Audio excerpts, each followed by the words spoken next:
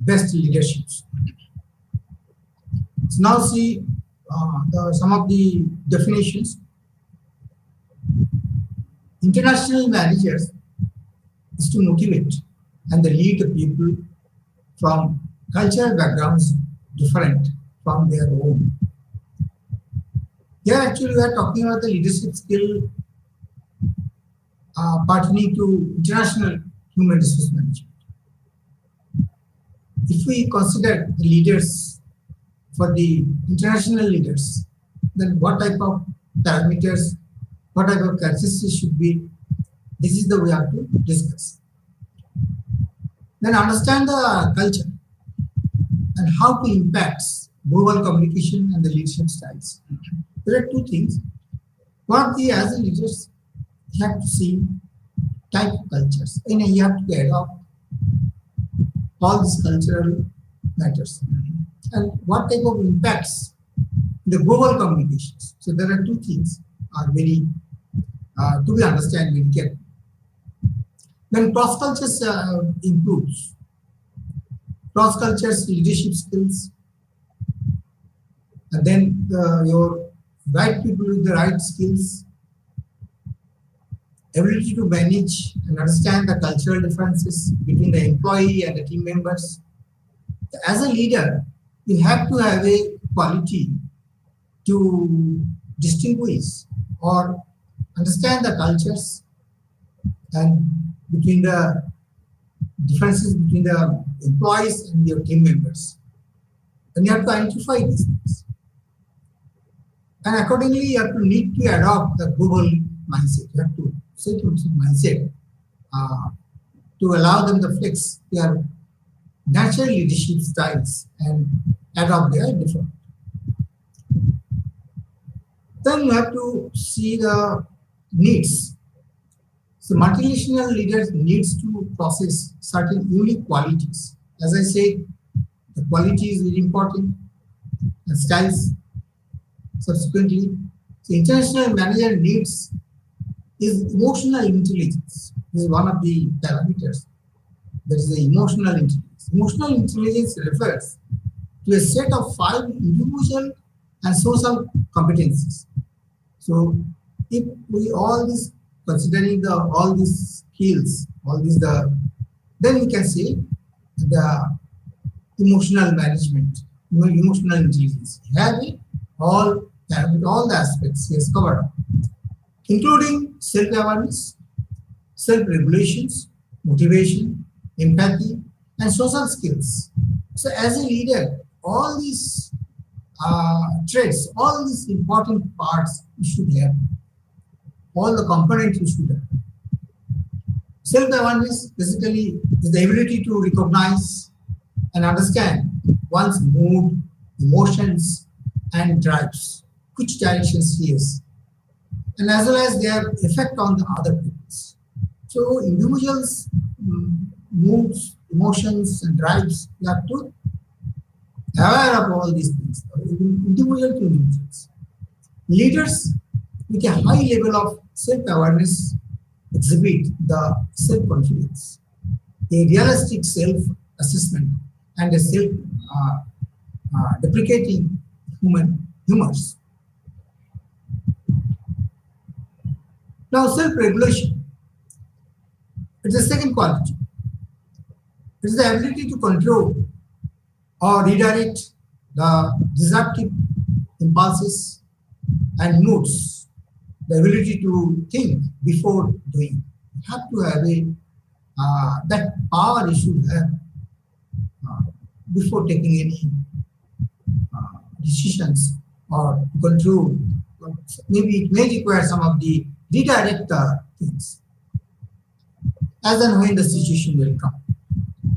Then motivations. This is another component. I mean the competency levels. The third component in emotional intelligence is reflected in a passion to work for reasons that go beyond money or status. Sometimes the salary or some of the prize money may not be sufficient. Not part of it. That is also a part of their motivations. if you increase the salaries, promotions, or relocate the things, but at the parallelly, another part is this the emotional intelligence is required. हाँ? जाइए आगे बोले यार net cover पड़ा starting से ही ये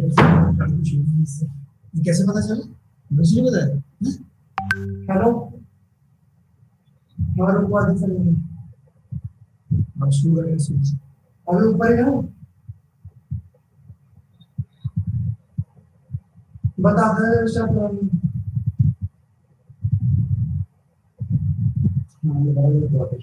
दोबारा से शुरू करें ठीक है वही मैं भी सोची इतना अच्छा से समझाता हूँ और रिकॉर्डिंग ना हो फायदा क्या रात जाके बनाता हूँ और वहीं पर जा जा ही नहीं रहा अच्छा उसे मैंने बताया वो कौन करके ना इधर से प्रॉब्लम है ना उधर से प्रॉब्लम है हाँ शेखर इधर से का नेट का प्रॉब्लम है उधर प्रॉब्लम इधर से अच्छा वो नोटिस किया और बोला होगा भाई कि आवाज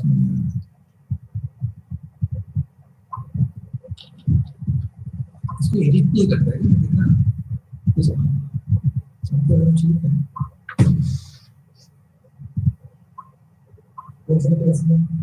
बस मैं तो बढ़िया लगी और कैसे रहा तुम्हारा साथ तुमको डिलीट किया करते हैं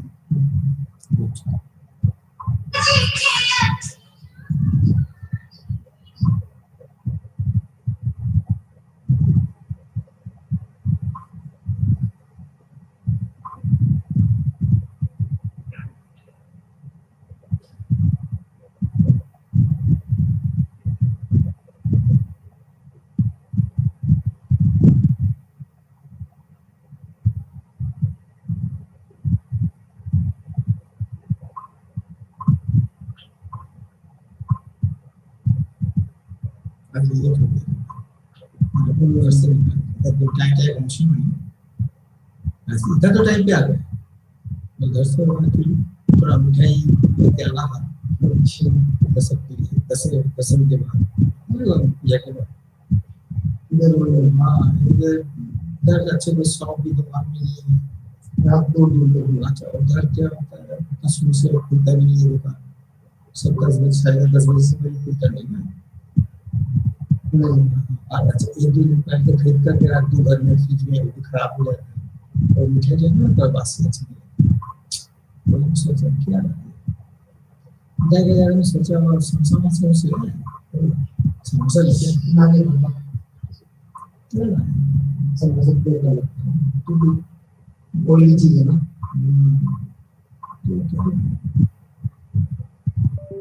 सब नानी चौक जो है बच्चों है ना उनको खर्चा दुकान और फिर भी है मेरे स्टेशन में हीरा का है हीरा का दुकान है वहाँ पर मिठाई मिलता है बट रेस्टोरेंट में मिठाई तो जानती है बना दिया और ऐसे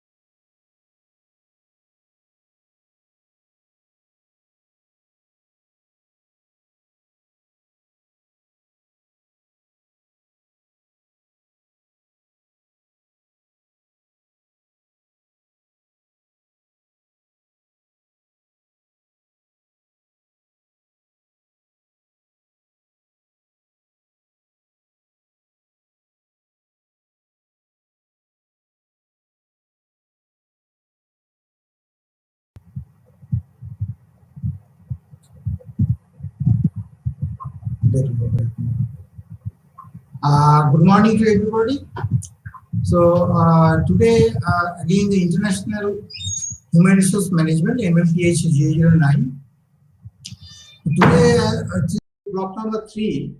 To discuss about the block number 3, there are unit number 10 and 11. There are two units: the leadership and the motivation in a global context, and another unit is your high performance work system. Both the units are pertaining to block number 3.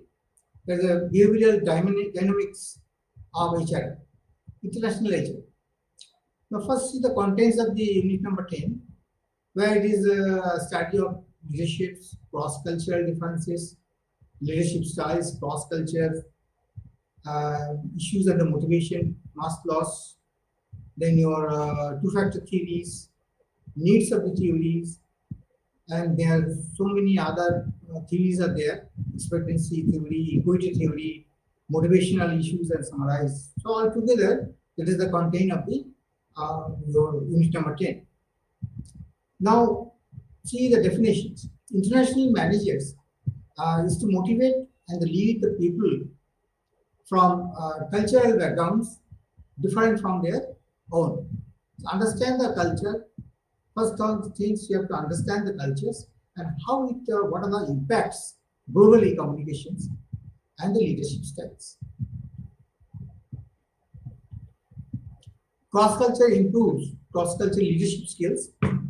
Then right people with the right skills, then ability to manage and understand the cultural differences between employees and the team members. That you have to see. That ability should have. Basically, here actually we are talking about the leaderships.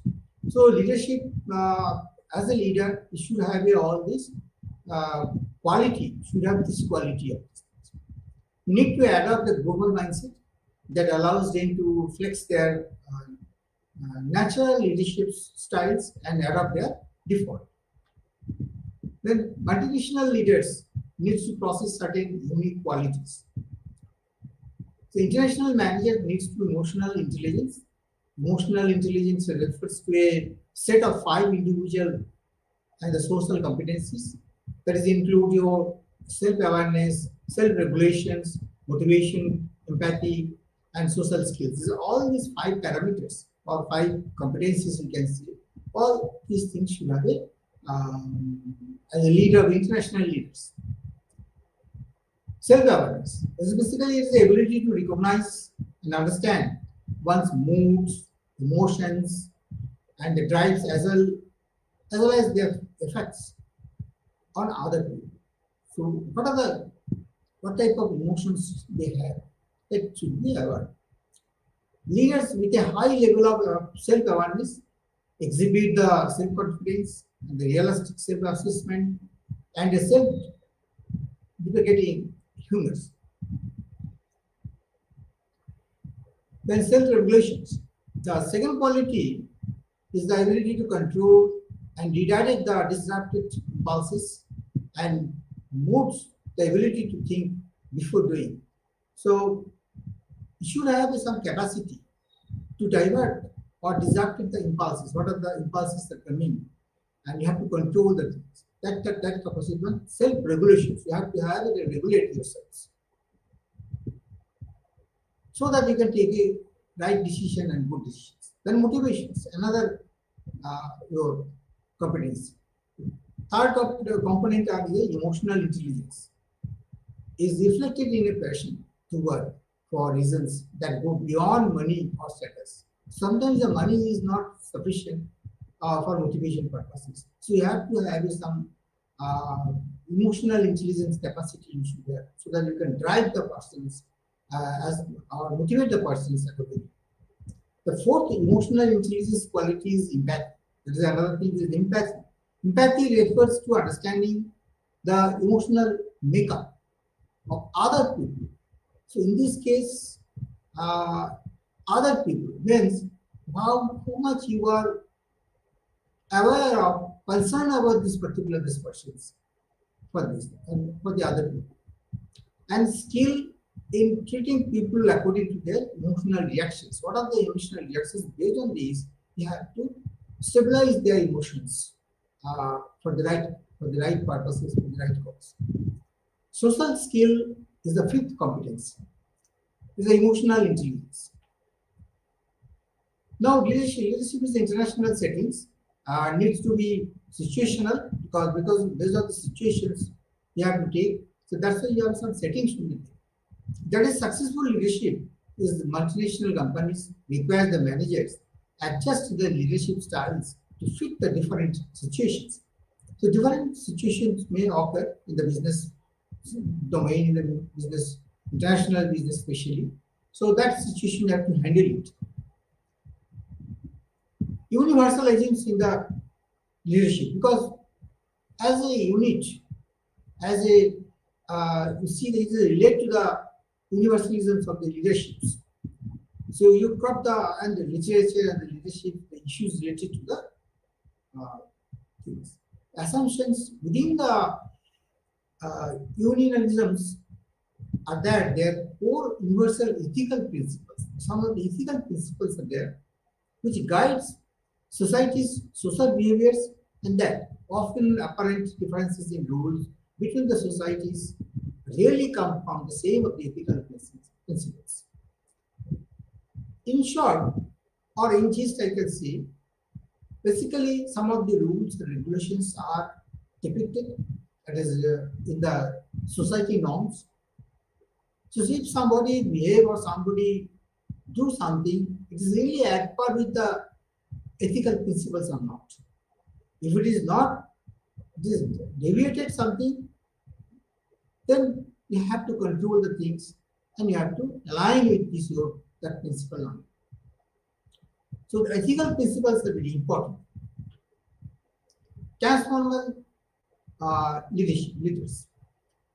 They succeed because the subordinates respond to them with high level of performance, personal devotions, and reverences, excitement regarding the leader's idea, and the willingness to sacrifice for the good for the company. So that is the way, just like some of the charisma, because basically the leaders are what they are saying are we believers, followers. The followers are there.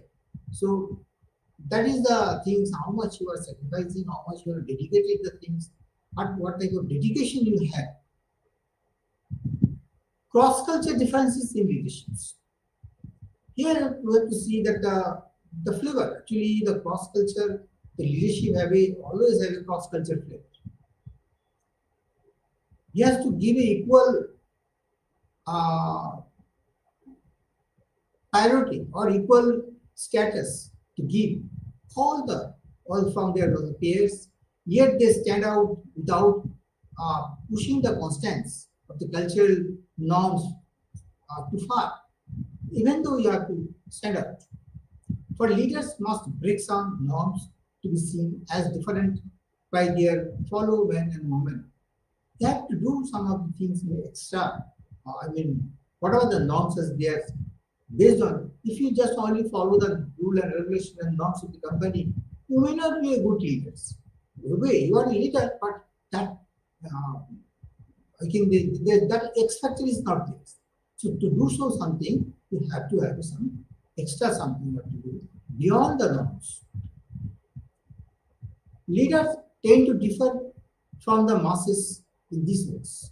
So because leaders should have visions, and what are the obsessions you have to recalculate and you have to see so that you can achieve the organizations and their group and the society. They inspire the others to follow their visions and make their work a reality. That is the quality of the leaders. So that reality should be there. They are able to organize their followers into cohesive, loyal groups, and they reward their followers in many ways to keep them focused to the goal of the vision. So leaders are having good visions, and all the basically the stream of the line of the people are so that the belief systems are working, and they have to follow the leaders opinions, leaders' wishes, cohesively and cohesive natures. They have to follow all the things. And everything are loyal. Everybody are loyal with each other within the group also. Now, leadership styles. There are different styles are there, adopted by the different countries. And leadership styles in Japan, in respect to Japan, in regards to Japan, there is a comparisons of the two leaders in other societies. Japanese leaders have less authority and control as they are expected to maintain warm relations and their followers. Because that case, the leaders are basically very close relationship. They are just like friends. Their attitudes are just like friends. And followers are always allowed to influence the decisions of the leaders to a great degree. And they have to take it as guaranteed. And from the all angle, they have to follow things. The loyalty of a subordinate to the superior is a virtue in Japanese ethics. Thus, the leaders must allow the subordinates to show this loyalty. The leaders, to a large degree, is expected to be dependent on the followers.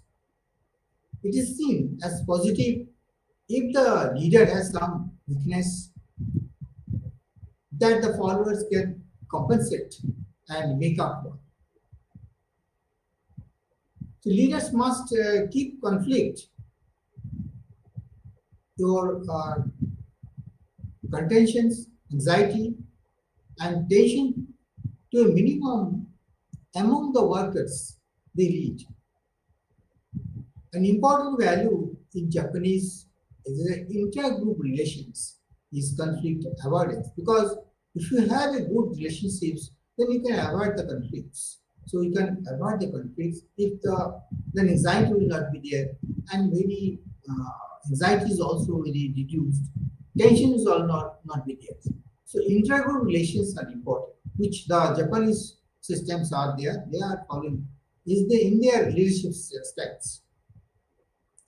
Now in the Arab world, their leadership styles are basically the Arab societies are closely linked to the tribal traditions and Western influences. Nowadays, all our Western influences are there, but basically their tribal traditions are there maintained.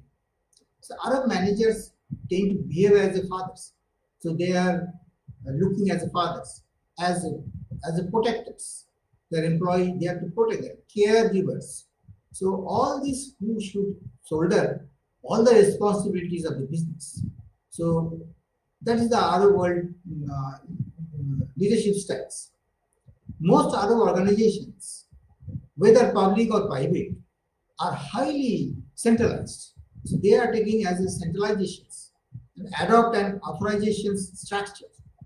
The functional type, basically, all these things that authorization they have captured, and they are taking this decision from the top levels.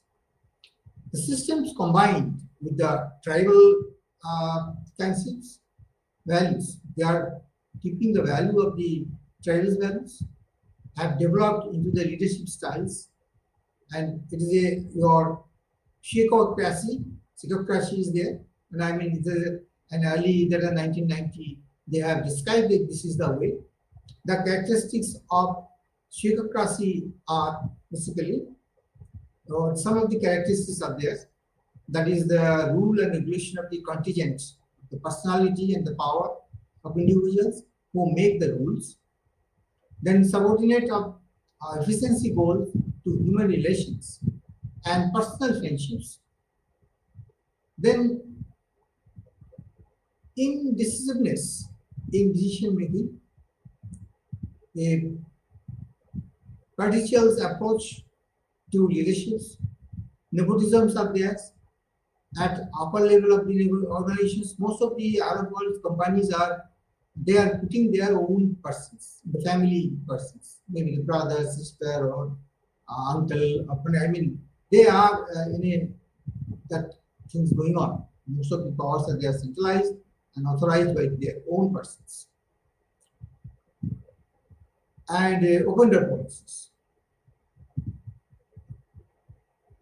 Now another part is again the parting to your other world. The organizational problems are viewed subjectively by managers, and when the managers feel they have solutions, they tend to be rigid.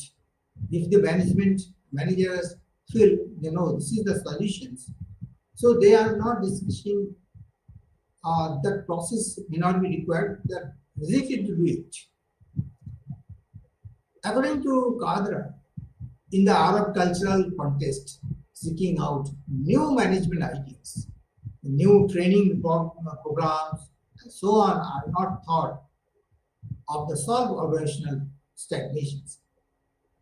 Cut emphasizes that the stability, progress, and growth of the systems depend on whether the leader is an ordinary man or a great man, because everything depends on the leader. If the leader happens to be an ordinary man, the model of the leadership is the caliphal models.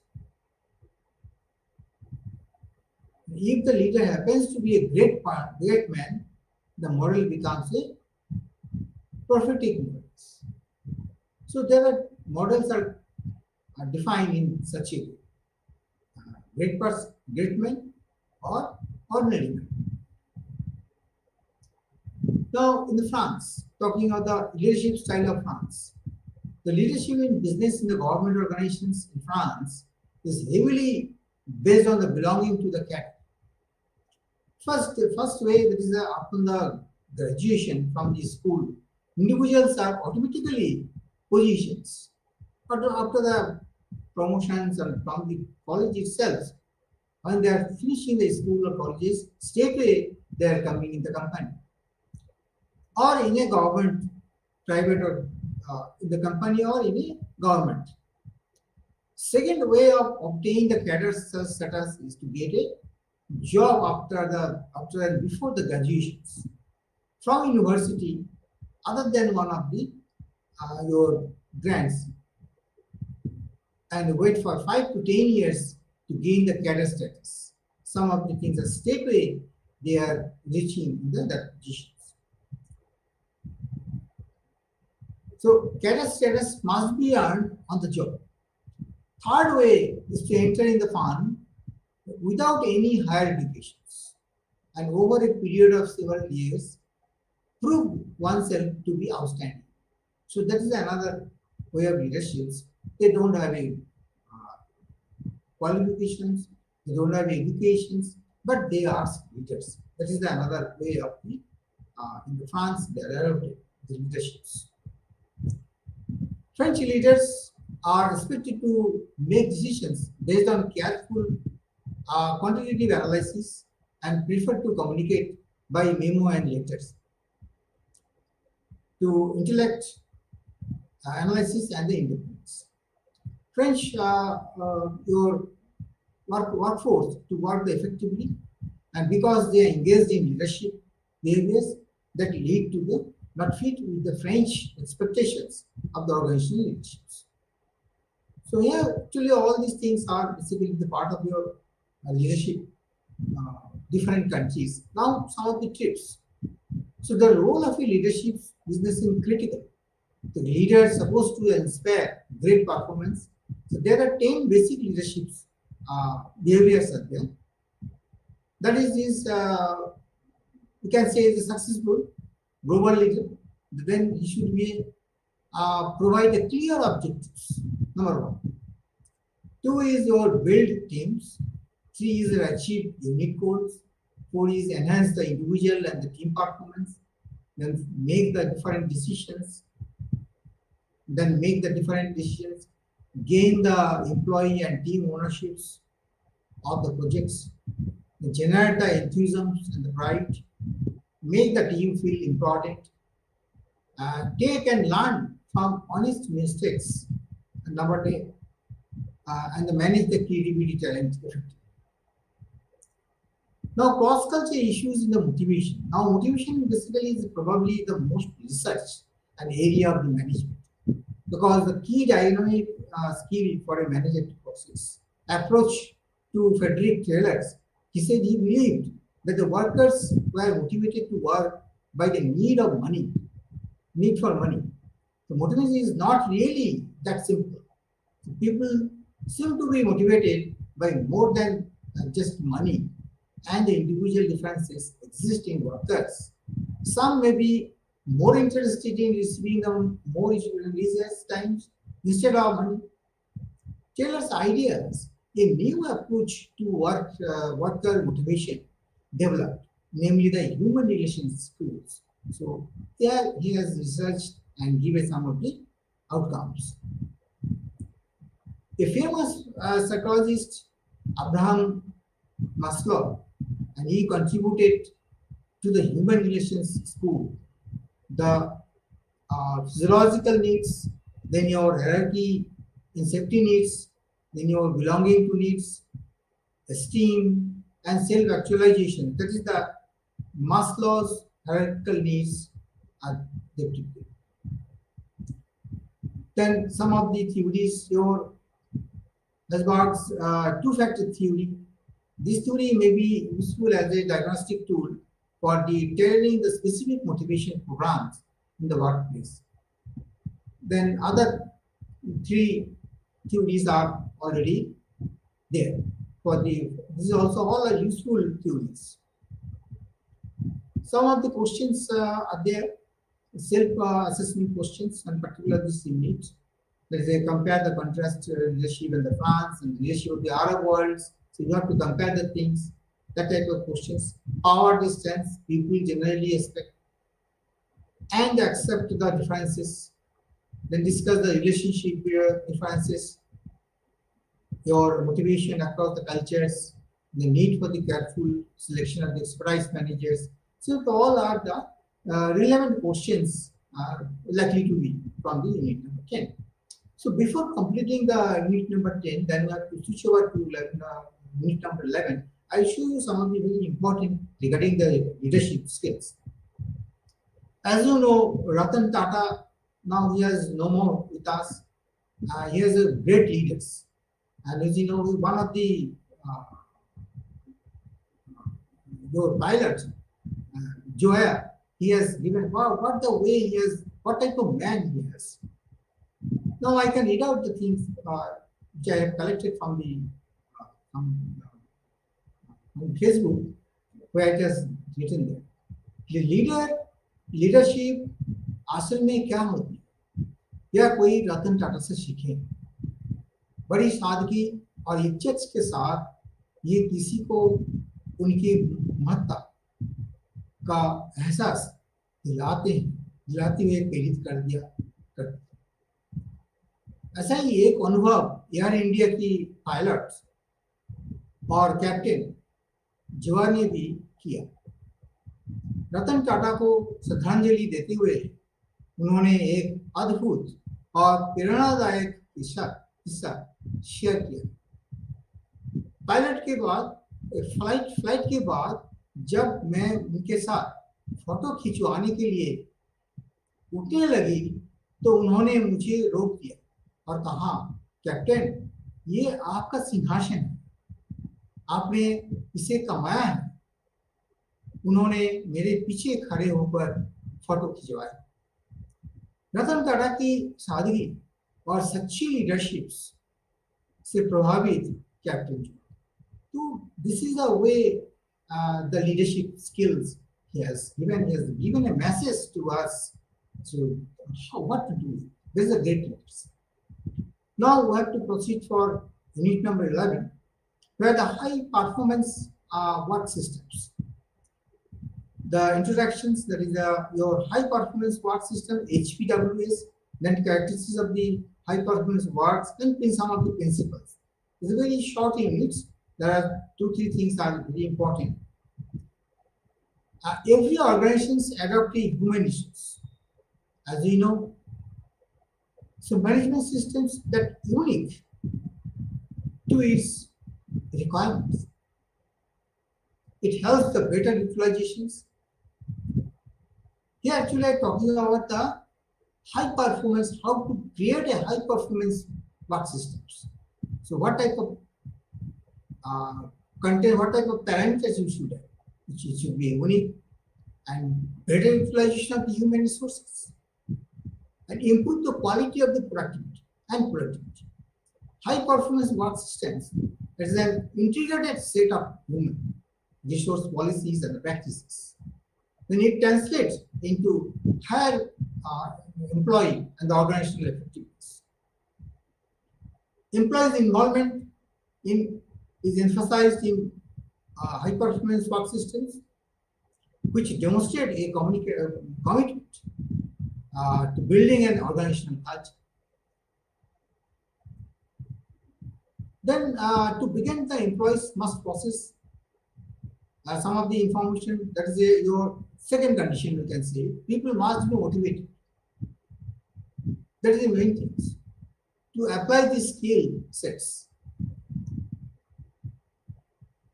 Otherwise, if you have a good infrastructure, good system, everything you have, but people are not motivated, then everything will be wasted. So you have to have a motivate the people. That is a prime duty. Decentralizations. This is the one of the important.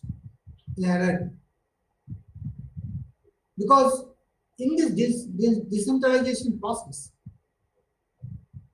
there is a learning at all the levels of the organizations. It will increase the depth of the employees and enable to learning.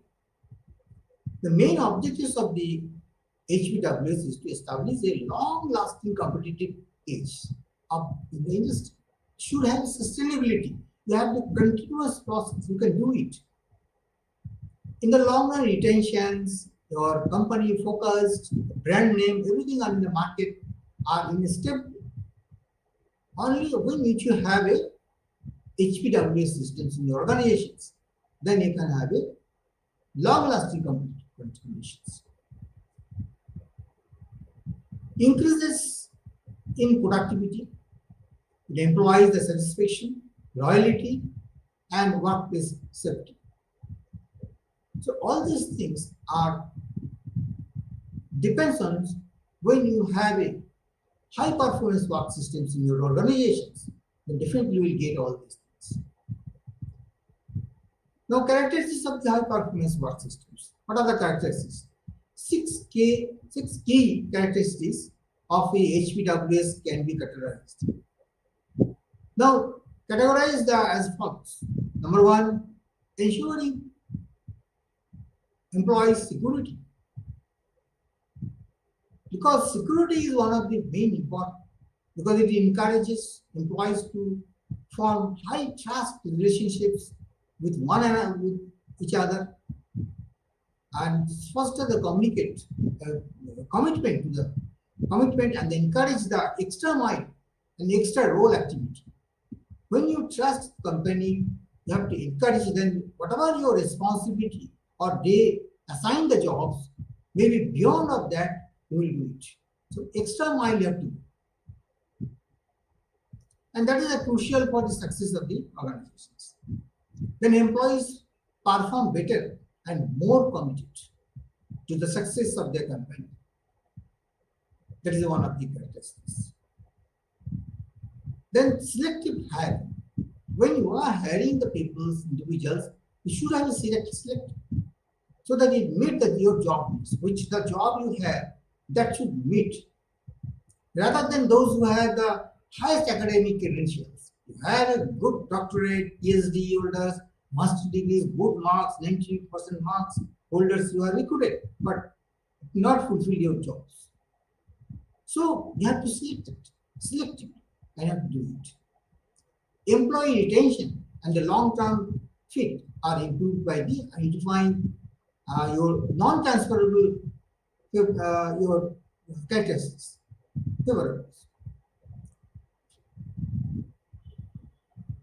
Such characteristics, respect for others and the service orientation, these all are the characteristics which are very much required for the so that you can have a long-term fit. So that your company will be retained in the same business, your popularity, your market values, market shares, everything are depend on your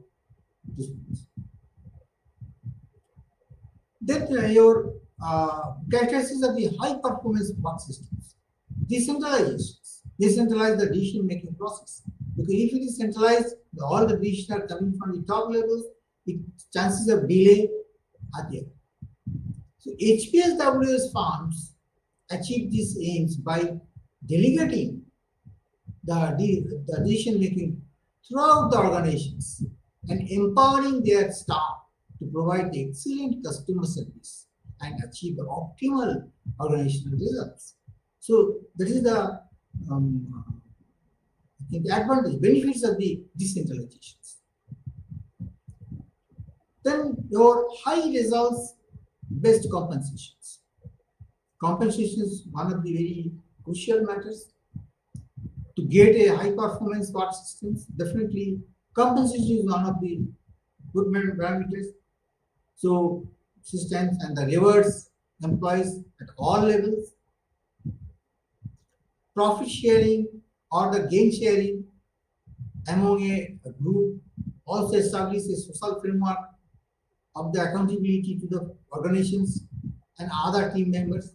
There should be some profit sharing and the gain sharing or production link bonus or production link incentives. Lot of things are there. So this is the way you can develop your company. Then training and by commitment. Training teaches how to solve the problems, accept the responsibility for quality. HPWs carefully assess the type of training and is most needed to meet the organizational goals and then invest extensively in assisting the employees in maximizing their capacity to succeed. Means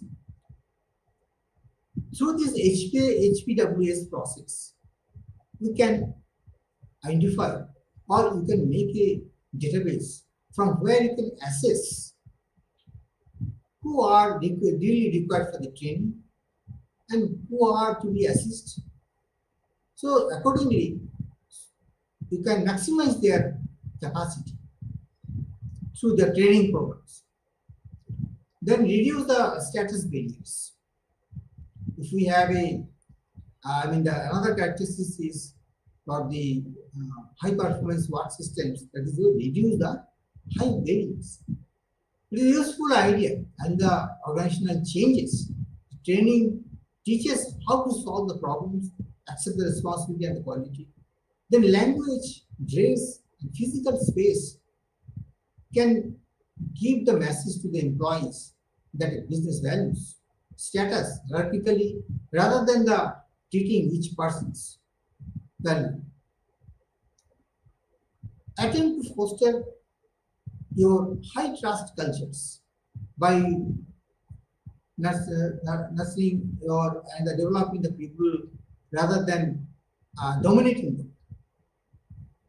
Nurturing is because the culture should be trustful and your the belongings or the homely atmosphere is very much required care